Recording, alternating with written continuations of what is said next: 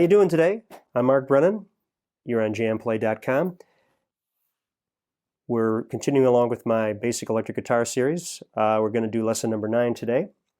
Now what we're going to do is we're going to continue on with chords in C major. It's a little more challenging now. I'm going to present to you the full C, the full G, and the full G7 chords. And then we'll learn, we'll take our 4-string F and expand it to a 5-string F chord, which will set you up for the full bar F somewhere down the road. Okay, so that's what we got going today. Grab your guitar, tune up, and we'll be right back. Okay, hi, I'm Mark Brennan. We're back with more chords in C major. We're going to continue on what we built before. We're going to expand on the C chord and the G7 and the G and the F chords. Okay, so let's hope that you've got those chords pretty much under your fingers. More particularly the F chord. I'm sure that took some work, but hopefully you got that going. We can make it a fuller sounding chord for you. Okay, so let's start with the C. Now, we had the 1-2 angle going on your C chord. It was a 4-string chord. Okay, now, if you've got that going, you should be able to, with relative ease, with a good stretch, get that 3rd finger down on the 3rd fret, 5th string. Now we have the root of the chord. So now it's a full 5-string, root 5, C chord. Okay, now the problem I see a lot of students have with this chord is the stretch that's involved to make this. Okay, the stretch between your index and your ring finger can be a little uncomfortable at first. Okay, but I think if you've got the 4-string chord going, it's really not a lot of work to stretch your ring finger out and get it right down as close to the fret as you can get it. Now be careful, a lot of students, they don't learn to make the stretch and they're way down low on the fret and you get a clunker. Okay, so you really need to make the stretch as close to the fret wire as you can get it to get it nice and clean. Another problem with this chord is clearing adjacent strings. A lot of people, even with the slightest rollback, you'll be clunking notes. Okay, you want to listen for this. You want to eliminate these by rolling the wrist of your left hand.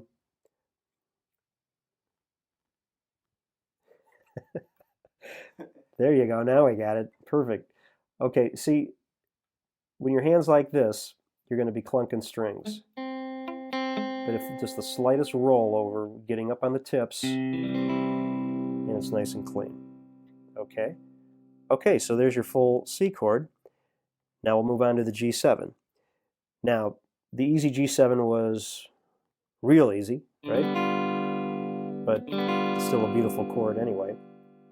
Okay, now we're going to make it a little more difficult, but more fuller sounding. Okay? Okay, now, when we played the C chord with our ring finger, we had what I'll call the 3-2 angle, which is an angle a fret apart, and they're on adjacent strings. Okay? Now, what you can try to do to learn the G7 is lock and shift your 3-2 angle onto the bottom 2 strings. Okay? Make sure you have clearance on your 4th string. Okay, just a little slightest roll, you get the clearance. Now, you got to coil back that index without doing this. Okay, that won't work. Okay, I have to get right up on the tip, kind of in a coil motion. Now everybody's hand's a different size, okay, but for me, I have to coil back my index like that. Okay. Okay, so I guess the easiest way to do it would to be get the 2-3 angle down and then drop the index in. Okay, and then now it becomes a full root 6 G7 chord. Now you might want to try starting with your easy G7. Okay, you know, adjust your hand position where you're coiling your index more. You're pulling it back a little more so you can make the reach with your middle and ring finger. Okay. A lot of students will clunk the 4th string because they don't make the stretch, the reach, and they can't quite get around enough on the tips of the middle and ring fingers to get it nice and clean. So that's what you have to work for. Now when you get this down, we can go ahead and try the full G chord now. Okay, now we were practicing the G chord, our easy G, with our pinky, right? Okay, and you're starting to get that callus on that pinky, and the pinky's getting all the work in, and it feels real good. You haven't neglected your pinky, hopefully. So we're going to keep that 2-3 angle on the bottom two strings, and then we drop our pinky in. Okay, now this kind of stretch to a lot of students is difficult with our ring finger and our pinky. Okay, you have to really learn how to coil that pinky back a little bit so you can drop it in on the tip. Okay, now let's talk about the full G chord and alternate fingering. Okay, a lot of people will start with the easy G with their ring finger, and then they'll drop in 1-2 like that. Okay, a lot of people find this to be an easier way to play the G chord, and I agree. And I think if that's easier for you, you get the instant gratification of that G chord with the easier fingering, you can go ahead and do it that way. But I really try to get students to play the G chord like this because you have the index hovering over the fretboard, and you have the 2-3 angle that lock and shifts to a lot of common chords in the key. Okay, like G to C, G to F. You see how much easier it is when you finger the G like that. If I want to go from G to C like this, I have to really do this kind of a move, which is kind of awkward. But a lot of professional guitar players will play their G like this. So I don't really try to stop people if they're really adamant about playing it like this. It's more comfortable for them. But if you're going to learn it right off the bat, and you're going to learn it with a fingering right from the start, I would try to do it with the 2-3 angle on the bottom and the pinky on the top. That's just my humble suggestion to you. Okay. And again, it's a lot easier to move to the C and the F chord like that. Okay. Now, one more chord and we'll take a break. Now, hopefully you got your F chord pretty much under your fingers, your 4-string F. Okay. You got the bar comfortable, you're not clunking any notes, and you got it nice and clean. Might have taken a lot of work, but you got it. Now, what we're going to do is we're going to turn it into the 5-string F. Okay, and then down the road, we'll have our beautiful 6-string F with the full bar. But for now, let's just try the 5-string F. Now, what we're going to do is we're going to take our ring finger, move it onto the 5th string, same fret, 3rd fret, and then drop our pinky in where our ring finger was. So you have this 2-3-4 configuration in a triangle on the 5th, 4th, and 3rd strings, with the bar on top on the top 2 strings. Sounds a little fuller. And when you move from the C chord to the F, you have the pivot finger with your ring finger. Okay, sounds a little nicer, sounds a little fuller. And then it sets us up for the full bar F down the road. Okay, so there you have it, the full C, the full G7, the full G, and the 5-string F. Okay, so we'll take a break. We'll get back to some chord pairs for you to practice, and then we'll have a segment where we learn some full chord progressions. Okay, so we'll be right back. Okay, back with chords in C major. Now, we looked at the C, the G7, the G, F in their full forms. Now, let's try a couple chord pairs that you can try. Look at your supplemental music. We're going to start with C to G7. Okay. Now, this involves a lock and shift with your 2-3 angle, like that. And then you bring your index from the 2nd string up to the 1st string. So you're kind of expanding this finger shape, okay, where you lock and shift 2 and 3, and then you coil your index back a little bit. And then you just recoil it. G7, C. Let's do it one more time. And then we'll end on C. Now, just like the previous lesson, start off with whole notes with your metronome. We'll demonstrate this one with the metronome. Okay, so whole notes.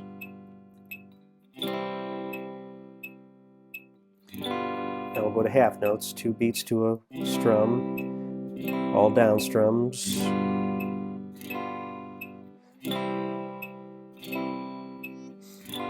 Okay, then we'll move to quarter note strums. Nice and steady with the metronome. And on the first chord, and then C. Okay. Okay, nice and smooth. All right, next one will be C to G. Okay, now you've got the lock and shift with 2 and 3, and then you drop your pinky in. Okay, so there's our C. Lock and shift 2 and 3. Lift the index, drop the pinky in. Get the fingers to start working as a unit. Okay, not one finger at a time. Get them to all make the move at the same time. Keep the pinky hovering. Don't stink the pinky up here or coil it back here. Keep it hovering right over the E string. One more time. And then end on C. Okay, C to F. We have a pivot finger. Your ring finger will stay down. Okay, then you form the rest of the F chord. Again, the 4-string F, you have your pinky here on the 4th string, 3rd fret. Okay, so we start on C. Now we're going to keep that finger down.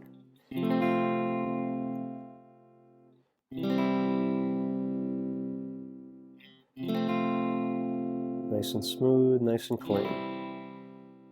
You can roll the bar into place. Like that.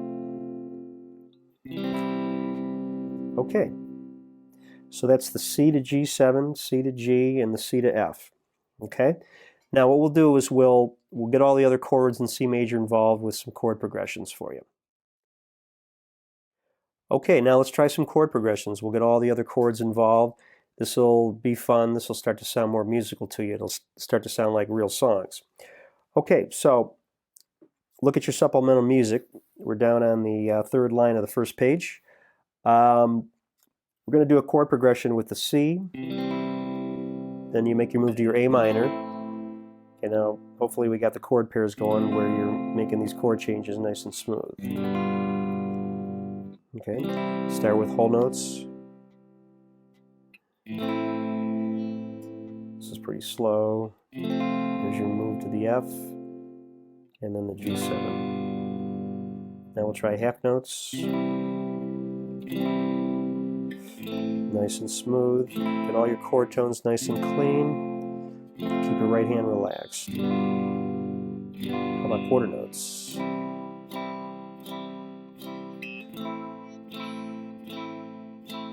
Here's your 5-string F, G7.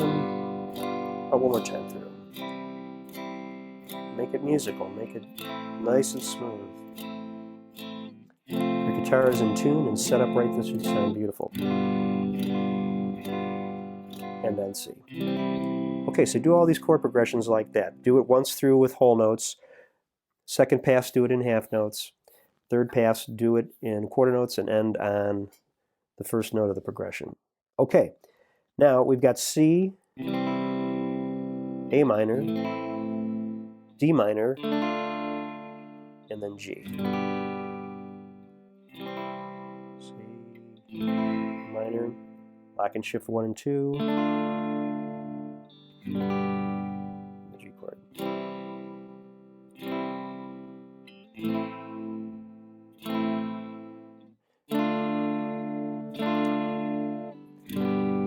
Okay, let's try it in quarters. Keep the same tempo. Again, you want to be using your metronome. The thing about a metronome is it gets real annoying, I know.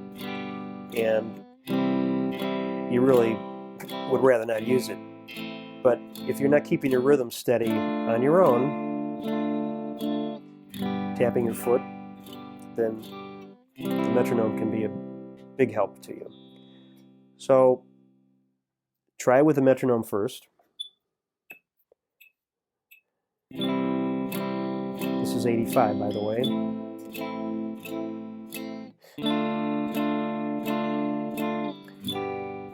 Okay.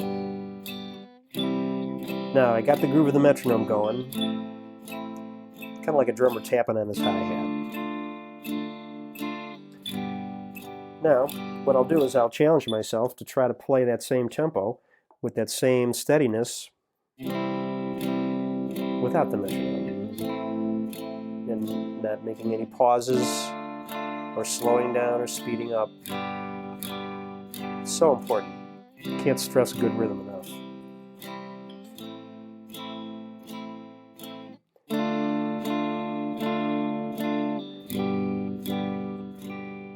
And then C. Now the thing about good rhythm is you need to establish good rhythm when you practice at home. You start to notice how important that is when you start to play with other musicians. Because let's assume that you're playing with good musicians with good rhythm, then it doesn't take a lot of work for all the musicians to gel and play with good rhythm, and you become one cohesive unit and isn't a big train wreck, everybody playing with a different rhythm and a different tempo. But you need to establish that on your own. Okay? All right. Why don't we take a break here, and we'll come back with a couple more chord progressions for you. Okay, welcome back. We're doing chords in C major. Hope you're enjoying it. We're going to do some more chord progressions for you. Looking over to the page 2 of the supplemental material, we got A minor, E minor, C, and then G. Okay, so what do you got here? You got A minor, lock and shift 2 and 3 to E minor. Okay, C, you got to shape and drop in. And then G, you've got to lock and shift with that 2-3 angle. Here's quarter notes for you. So the fingers are working as a unit, dropping them all in. Taking advantage of lock and shifts and pivot fingers. Some chords you got to completely shape and drop in. And then the first chord. Okay, so there's that one. Another real popular chord progression would be the C, E minor, D minor, G7.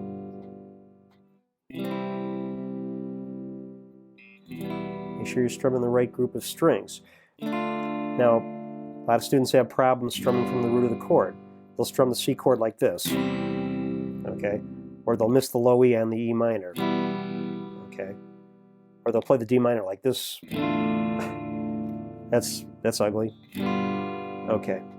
Some of the strings below the root work. They're alternate chord tones. Like the low E for the C is not really a bad chord tone. But we're trying to get into the habit of strumming from the root, okay? D minor from the 4th string. G7's all 6. Root 5 with the C. Root 6 with the E minor. D minor and G7.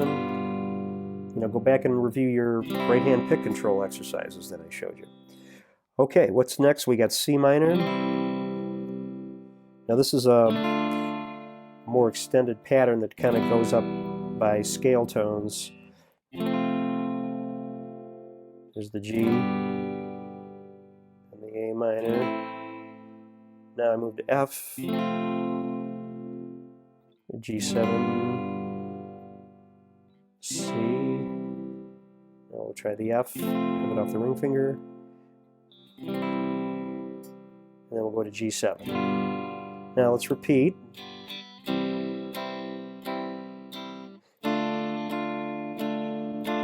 Keep your right hand loose.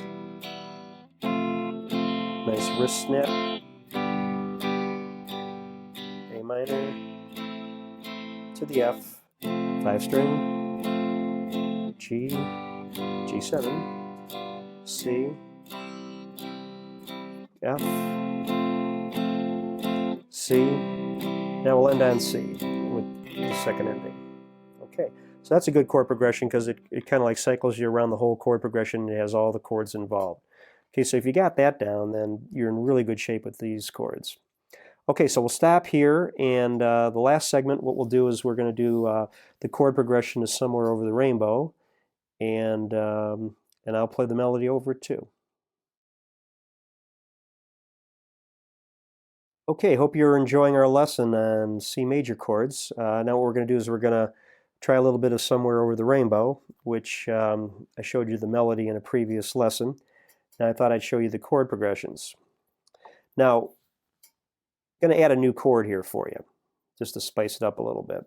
Thought I'd show you the C7 chord, which is in bar 2.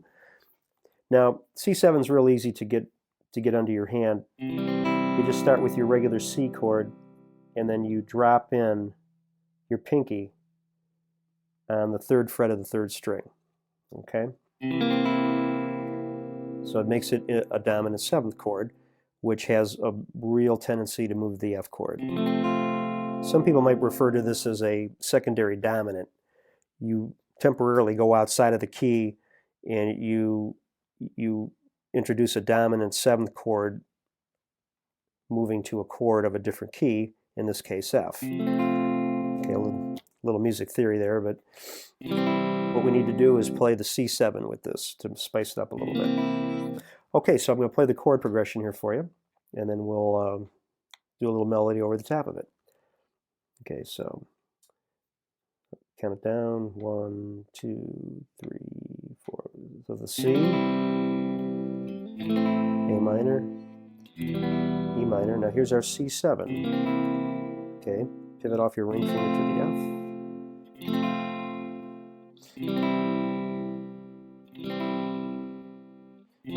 F chord. C, minor.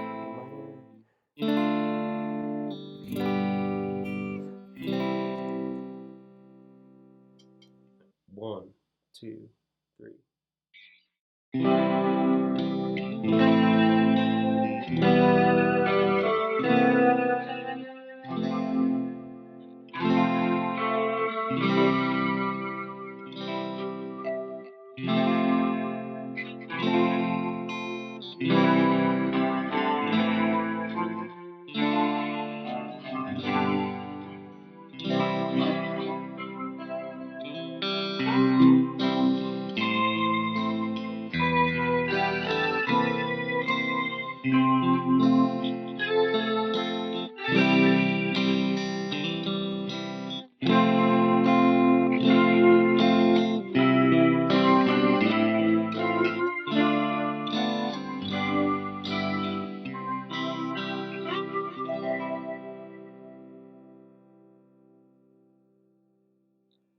Okay, hope you enjoyed that. That was a little demo we thought we'd try with Somewhere Over the Rainbow. The top screen was the chord progression that I just showed you, and I embellished it with the melody. The first part of that melody was the way I showed it to you in, what was it? I think it was the Notes in the First Position lesson. We did that. And then I embellished it a little bit. I did it an octave higher. Second time through the chord progression, I kind of embellished my strumming a little bit to make it a little more musical. But hope that was fun for you. Hope you enjoyed it. I know I did. Okay, so we'll take a break here, and then we'll come back and wrap up and look forward. Thanks. All right, so that concludes Chords in C Major Part 2. Hope you enjoyed it. I'm Mark Brennan. You're on jamplay.com. We're going to wrap up this lesson, and looking forward, we're going to keep doing chords, but we're going to have some fun. We're going to start with the basics of power chords, and we can start looking forward to rock and roll and playing blues, and maybe we'll talk about 12-bar blues and E minor pentatonic scales coming up in the next lessons. So stay tuned. We'll be back with those. Keep practicing, and I'll see you soon. Thanks a lot.